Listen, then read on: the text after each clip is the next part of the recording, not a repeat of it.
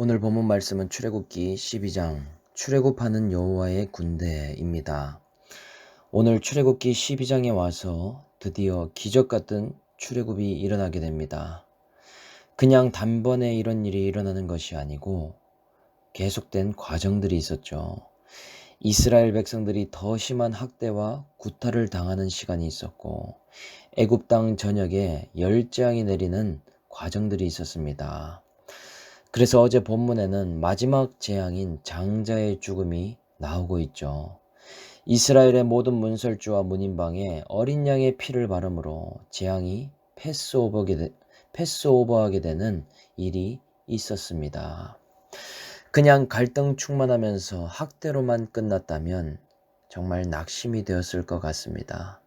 또 충돌을 통해서 구타당하다가 끝난다면 얼마나 허무한 일이 되겠습니까? 그런데 결국에는 하나님의 말씀대로 노예에서 해방되고 자유하게 되는 그러한 날이 오게 되는 것이죠. 그렇다면 오늘 제목처럼 출애굽하는 여호와의 군대, 이 여호와의 군대의 특징이 뭔지 좀 살펴보겠습니다. 첫째는 누룩이 없는 무교병을 먹는 자들이 여호와의 군대입니다. 37절에 보니 드디어 이스라엘 백성이 람셋을 떠나서 숫곳에 이르렀다 라는 표현이 나옵니다. 창세기에서 야곱이 가나안 땅에 돌아와 처음 머무른 곳의 이름이 어디인가? 바로 숫곳이죠. 또한 오늘 이스라엘 백성이 애굽을 탈출하는 첫 발걸음이 또한 숫곳이라고 말하고 있습니다. 아마도 두 지명은 같은 지역이 아닐 가능성이 크지만 둘 다 종으로 노예로 살아가던 삶에서 벗어나는 첫 발걸음이 숫곳이라는 지역이다 라고 말하는 것이죠. 오늘 저와 여러분은 무엇에서 벗어나 첫 발걸음을 떼고 있습니까? 율법으로 벗어나 이제는 믿음의 발을 떼어서 나아가는 사람도 있고, 지금까지 시기 질투나 차별, 수많은 감정의 노예였는데 복음으로 들어와서 이런 것들이 사라지는 첫 적용을 하고 있는 모습이 있지 않습니까? 그런 것이 바로 숫곳이다라고 말할 수 있는 것이죠.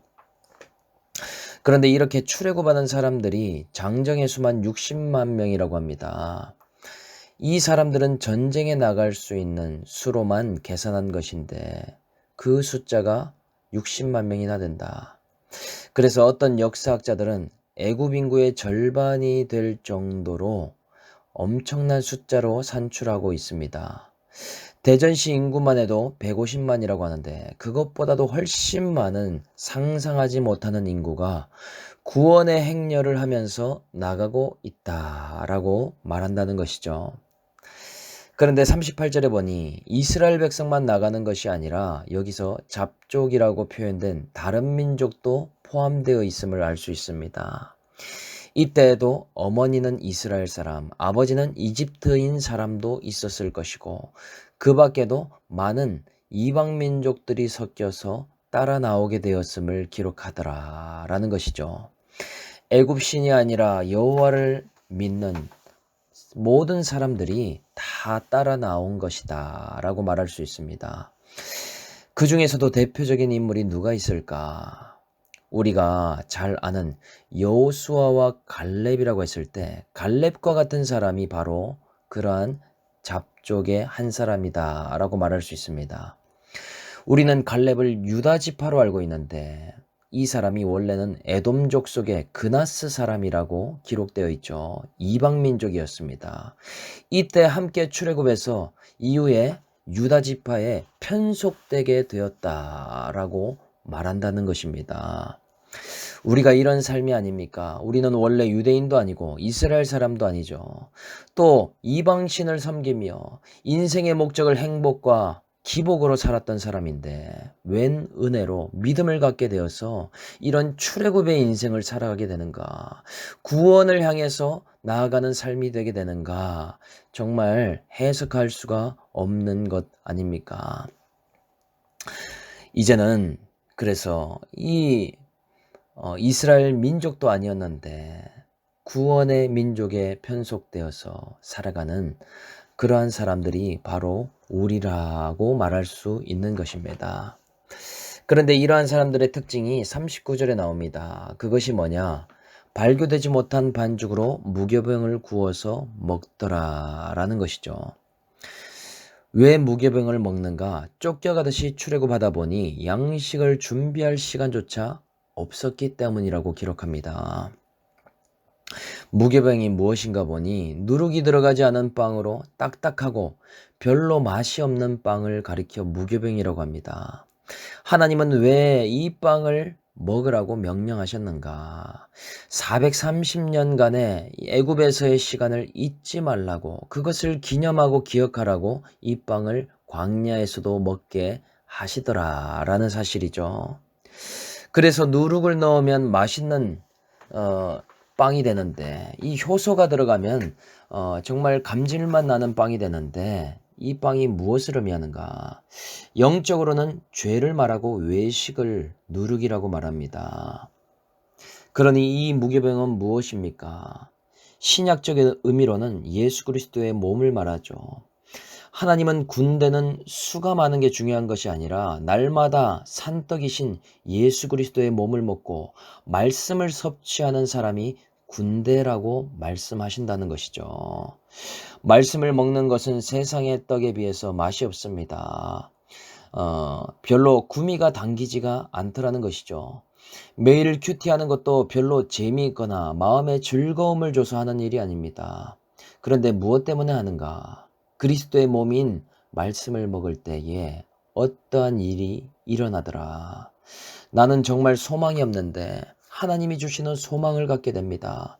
사람이 해줄 수 없는 하나님의 위로를 받기도 합니다. 신기할 정도로 하나님이 주시는 영양분, 힘과 능력을 공급받아서 하루를 감당하게 되는 그러한 일이 일어나게 되는 것이죠.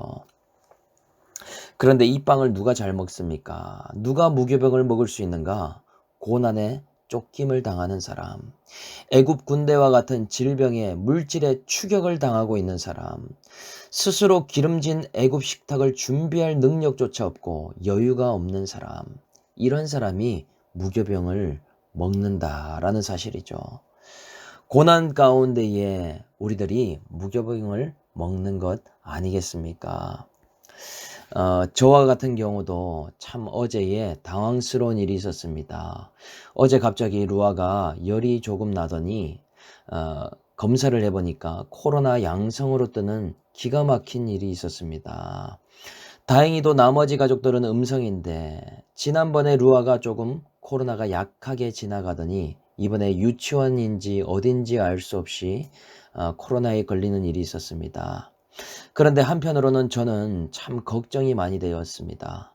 앞에 출애굽해야 할 수련회를 앞두고 마음이 복잡할 수밖에 없는 것이죠. 혹시나 하는 것이지만 지난번처럼 가족들이 다 또 걸리면 어떻게 되는가? 나 또한 열이 나고 아프면 어떻게 될까? 머릿속이 복잡하기만 했습니다. 그런데 한편으로 다행인 것이 가족들이 움직인 동선이 같은데 노출되었어도 같이 노출되었는데 열이 나거나 아픈 사람이 없이 지금 이 정도의 상황인 것을 보니 지난번과는 확실히 다르게 지나가고 있음을 감사하게 되었습니다. 이런 쫓기는 환경이 오다 보니 말씀을 더 놓을 수도 있고 포기할 수 있는데 저에게는 오히려 더 말씀의 무교병을 먹게 하는 환경이 되는 것을 보게 됩니다.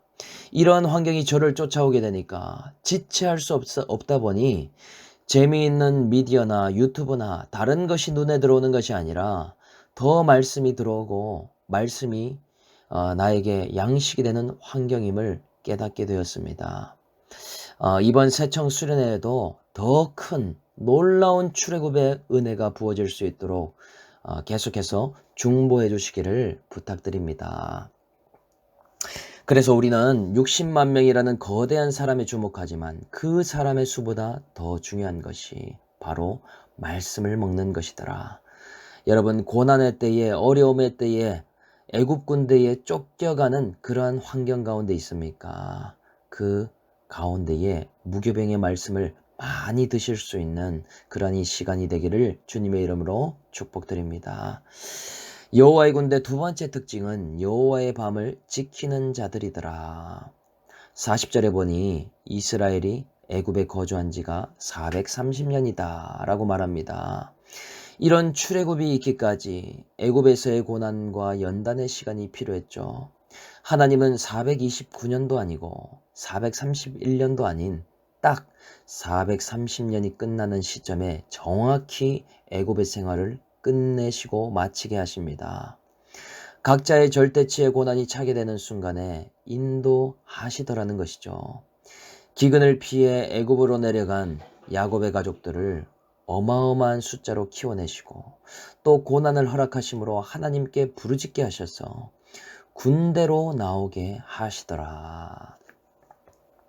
그래서 41절에 여호와의 군대가 다 애굽 땅에서 나왔다라고 말합니다. 그런데 현실적인 모습과는 다른 표현이죠. 실제로는 어떻습니까? 이스라엘 백성은 어제까지만 해도 노예로 고통당해왔고 비참한 상태에 있었습니다. 그런데 출애굽하는 당일에 갑자기 군대처럼 뭔가 비장한 사람으로 바뀌고 완전 무장을 한 것일까요? 전혀 아니죠. 이스라엘 백성들은 여전히 무기도 없고 전쟁할 만한 실력도 없습니다. 심지어 단 한 번도 누구랑 싸워본 적이 없습니다. 그런데 하나님을 의지하고 약속을 믿는 사람이 군대라고 말한다는 것이죠.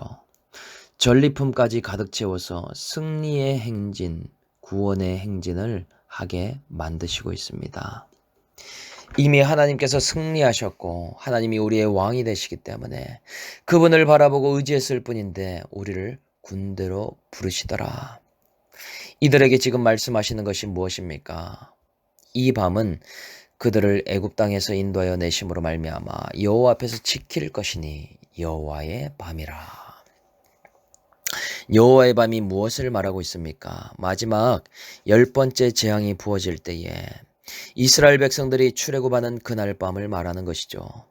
늘 고된 노역과 학대로 신음하고 고통하는 밤이었는데 이 밤이 구원을 받는 출애굽의 기막힌 밤이 되게 됩니다. 오늘 우리에게 이 밤을 기억하고 지키는 것은 무엇인가? 여호와의 군대는 다른 사람들이 아니라 날마다 예수 어린 양의 피를 기억하는 자들을 말합니다. 매일 죄와 사망의 법 아래에서 신음하고 고통할 수밖에 없는 자였는데 예수 보혈을 의지하고 예수 십자가를 바라볼 때에 출애굽하는 것을 경험하는 자, 이러한 모든 자가 하나님의 군대라는 사실이죠. 세상에서 스스로 싸울 힘을 키우는 사람이 아닙니다. 내 손에 칼과 검을 잡고 열심히 싸우는 장수도 아닙니다. 전쟁이 하나님께 있음을 인정하고 이미 싸움에서 이기셨기 때문에 그 승리하신 예수 그리스도의 이름과 보혈을 의지하면서 나아가는 자, 그 사람이 여호와의 군대라는 사실이죠. 여호와의 밤을 기억하고 희생당한 어린 양의 피를 날마다 내 영혼의 문설주와 문인방에 바르는 자, 오늘 그러한 자가 저와 여러분들이 될 수 있기를 축복합니다. 오늘 말씀을 생각하면서 한번 묵상해 보시길 바랍니다. 나는 여호와의 군대로서 말씀의 무교병을 먹는 게 부족합니까? 아니면 여호와의 밤인 예수의 피를 바르는 것이 부족합니까? 무교병을 먹을 수 있도록 나를 쫓아오는 애굽 군대와 같은 사건과 환경은 무엇입니까? 오늘 말씀을 생각하면서 한번 제가 기도하겠습니다.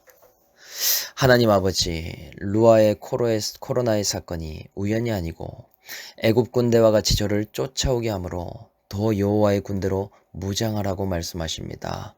스스로 무교병보다 누룩이 들어간 빵을 먹고 싶어하고 여호와의 밤을 너무나 쉽게 잃어버리는 인생입니다.